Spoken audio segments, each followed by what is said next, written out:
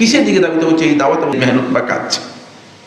বিদআত মুক্ত সুন্নাহ ভিত্তিক আমল বাদ দিয়ে বিদআত ও সুফিবাদী আমলের দিকে মানুষদেরকে দাওয়াত দেওয়া হচ্ছে।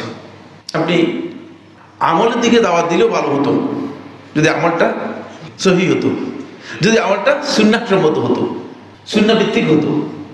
কিন্তু পুরো উল্টা। কারণ এই প্রজেক্টটা শয়তানের সবচেয়ে বেশি যেটি মানুষের কাছে মার্কেট পেয়েছে সেটা হচ্ছে বেদাত।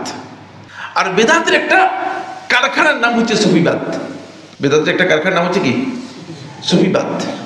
পুরোটাই বেদাতের কারখানা। শুধু একটি কিতাব, শারাউইয়ের লেখা একটি কিতাব যদি আপনি পড়েন, তাবাকাত সুফিয়া, তাহলে আপনি তওবা করে আপনি বলবেন যে ইন্না লিল্লাহি ওয়া ইন্না ইলাইহি রাজিউন।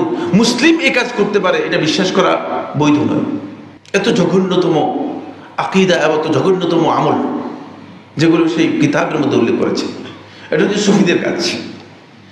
ওই সুফিবাদী আকীদা আর সুন্নাহ পরিপন্থী বেদাতি আমল, এই দিকে যদি আপনি মানুষদেরকে আহ্বান করেন, ডাকেন, তাহলে এটি ইসলামের দাওয়াত এবং ঠিক নয়। এটা একটা মন গড়া তৈরি করা দাওয়াত, একেবারে হিদায়াত বিচ্ছুত একটা চিন্তাধারা। এর মধ্যে অবশ্যই সংশোধন আনা ওয়াজিব।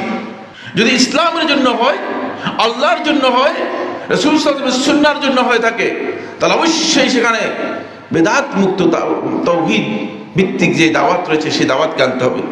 কিন্তু সেটা দেখছি না, সেই কাজ নেই।